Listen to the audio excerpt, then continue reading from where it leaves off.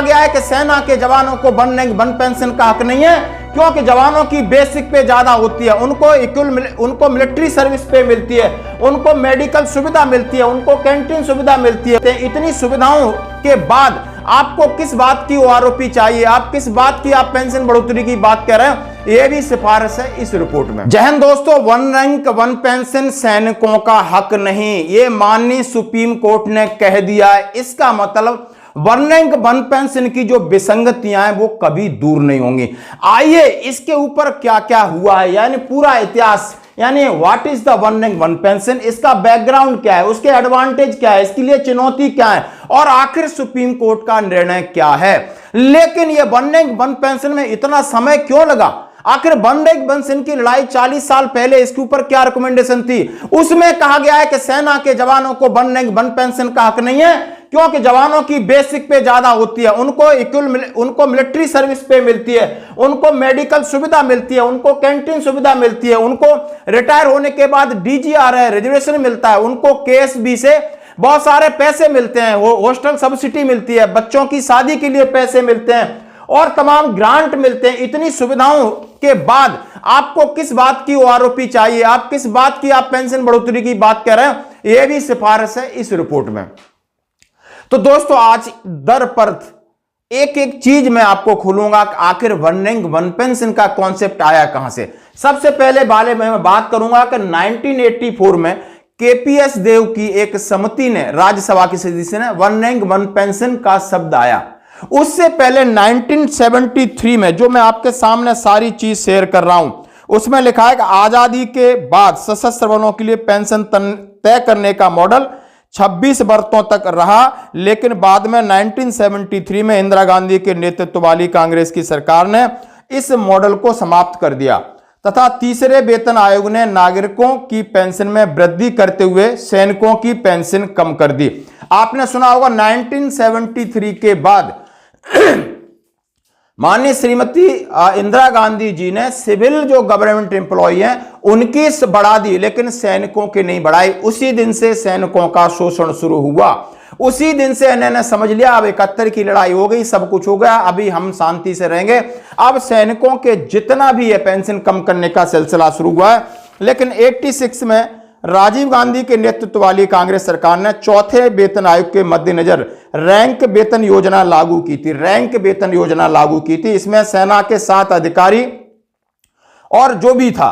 86 में कई दिनों के बाद इस बात पे विचार किया गया कि बाद में आईपीएस इनकी सबकी बढ़ाई गई, हमारे न अधिकारियों की बढ़ी, न जवानों की बढ़ी, न जेसीओ की बढ़ी। ये मूलतः फिर उसके बाद होता है कुश्यारी, यानी आपको एक कुश्यारी कमेटी का गठन। आप ये कुश्यारी साहब हैं, राज्यपाल थे महाराष्ट्र के, बहुत नेक और ईमानदार आदमी, उन्होंने इस कॉन्सेप्ट को दोबारा बनाया और इनका आप वीडियो देख सकते। दरवाजे हमेशा सामान्य आदमी से लेकर के और जो संभ्रांत व्यक्ति हैं उनके लिए खुले रहते थे, और स्वाभाविक ही मैं शुरू से ही सामाजिक और शैक्षणिक कार्यों में रुचि रखता हूं। तो इनको आप देख सकते हैं, उन्होंने सीधा सीधा बिल्कुल बहुत अच्छी बातें इसमें कहा, कहीं आप सुन के समझ सकते हो। उन्होंने कहा सशस्त्र बलों के कर्मियों का आमतौर पर छोटा कैरियर होता है, क्योंकि लगभग 80% सैनिक अनिवार्य रूप से 35 और 37 की वर्ष में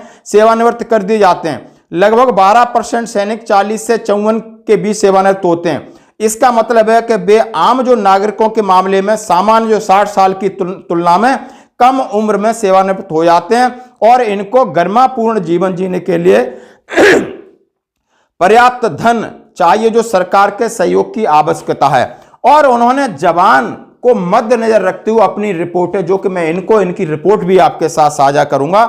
लेकिन तमाम उथल पुथल के बाद, यानी उथल पुथल के बाद इसमें सारी एक एक चीज गई है।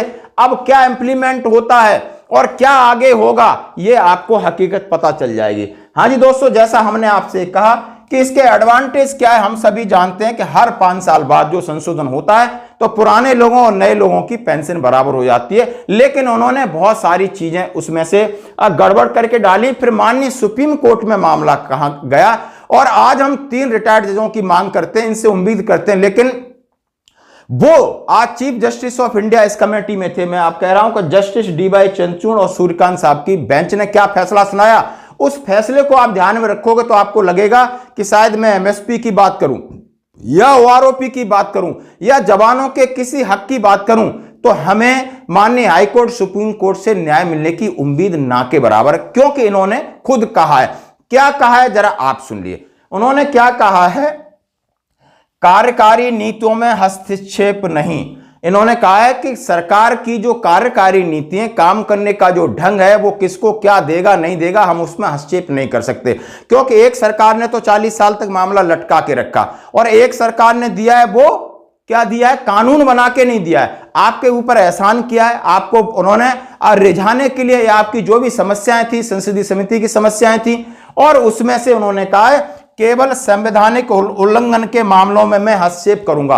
अब कोई इसके लिए कोई बिल बना नहीं, कोई कानून नहीं बना है, इसलिए वो असंवैधानिक मामला उनकी मर्जी का है। संवैधानिक कोई मामला, कोई उल्लंघन होता कि ये नियम बनाओ, नियम के खिलाफ आपको आरोपी दी गई है तो है, लेकिन उसका कोई कानून मान्यता नहीं है। वर्तमान मामला किसी कानून से संबंधित नहीं है। उन्होंने कहा है कि जो दे रहे हैं वो एहसान है, इसका कोई कानून नहीं, इसके लिए हम कुछ नहीं कर सकते हैं, तो ये कोई कानून से संबंधित नहीं है, इसलिए यह नीति संवैधानिक रूप से गलत नहीं है। यानी संवैधानिक रूप से गलत नहीं, ये यही जो चीफ जस्टिस इंडिया इन्होंने लास्ट वर्ड थे, जो जवान जेशु कान खोलकर सुन लो आप। दूसरा कहा है कि हर 5 साल बाद इसका संशोधन होगा, वो सरकार की मर्जी है। तो आपने मामला, जब ये मामला वहां गया तो उनका ये रिपोर्ट थी। और कुछ नेताओं ने क्या कहा है जरा सुनिए। नेताओं ने कहा इनके पास इनका पेंशन संशोधन क्यों करना, क्योंकि इतना आर्थिक बोझ बढ़ेगा, इससे गरीबों का पूरा पैसा सैनिकों को मिलेगा। यानी आर्थिक बोझ की बड़ी इनके पास चैलेंज था, और इसलिए इन्होंने कहा है भाई इनको तो बेसिक पे मिल जाती है, यंग आ गए तो क्या है, इनको मिलिट्री सर्विस पे, इसको भी अलाउंस बना रहे थे, अच्छा हुआ पे बन गई तो आपको पेंशन में मिल रही है, नहीं जो नौकरी करते उन्हीं को मिलती, यहां भी बड़ी गुंडी थी। उसके बाद इन्होंने कहा कैंटीन में इनको सामान कहीं बाहर से खरीदना नहीं है, और वहां बाकियों को जो चीज 10 रुपए की मिलती है उन्हें 6-7 रुपए की मिल जाती, तो वो खर्चा इनका कम है, तो बढ़ाना किस लिए। तो कैंटीन की पूरी सुविधाएं मिलती है, वहां पर आपको गाड़ी ले लो, घोड़ा ले लो, ग्रोसरी ले लो, लिकर ले लो, सारा सामान आपके लिए, राशन पानी की व्यवस्था कैंटीन में। उनके जो ये भी नेताओं का तर्क है। मेडिकल सुविधाएं मिलती है, आपका फ्री में इलाज होता है, चाहे एमएच में जाओ, अभी ईसीएचएस बनेगा, पैनल हॉस्पिटल गए तो इनके लिए जरूरत नहीं है। रिजर्वेशन ये तो वो जल्दी आ जाते हैं, तो उसके बाद तमाम नौकरी, एसबीआई में नौकरी, हर जगह नौकरी, डीएससी में नौकरी, हर जगह इनके पास नौकरी का खुला ऑप्शन है, तो इनके लिए पैसे की कहां जरूरत है, कुछ ना कुछ काम करेंगे। इन्हें रिजर्वेशन है, जो कि डीजीआर की इनके लिए व्यवस्था कर रखी है, एक अलग है। फिर बोला बच्चे पढ़ रहे हैं, रिटायरमेंट के बाद भी इनको children education allowance, hostel subsidy, तमाम ऐसी चीजें मिलती हैं।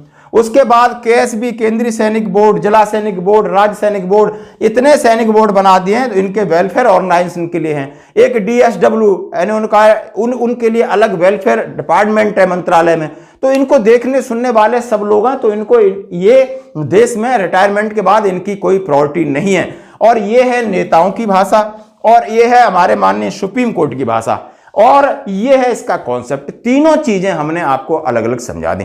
यदि आपके पास माइंड है तो आप सोच सकते हो, क्या हम मान ली सुप्रीम कोर्ट में चैलेंज करके देख लिया, अब हम कहां जा रहे हैं। आज हम जा रहे हैं तो हमने देख लिया, जंतर मंतर पर देख लिया, ज्ञापन देख लिया, हाथ जोड़ के कुछ नहीं मिलने वाला। इसके लिए कड़े संघर्ष की जरूरत है, कड़ा संघर्ष है, जो कि जितना भी संघर्ष हुआ है उसका एक रेसिप्रोकल रिएक्शन दिखा है कि कांग्रेस पार्टी ने इसको अपने एजेंडे में लगभग लिया है। अग्निवीर के साथ उन्होंने इक्वल एमएसपी की बात हो, चाहे डिसेबिलिटी पेंशन की बात हो, 1 रैंक 1 पेंशन की विसंगतियों की बातें शामिल किया है। तो ये इसका जो अभी नरेटिव जो चल रहा है देश में, तो हम सबको जितने भी भूतपूर्व सैनिक है समझना चाहिए कि आखिर कोर्ट से हमें कुछ मिल सकता है, तो कोर्ट ने क्या कहा है, नेताओं की तरफ से ऐसा है। अब चुनाव में ये मुद्दा बना है और शायद ये मुद्दा ही रहेगा। आपको ओआरओपी 3 का इंतजार इसी बेस पे करना पड़ेगा। इसकी मैं सेपरेट वीडियो आपके लिए जरूर शेयर करूंगा। धन्यवाद।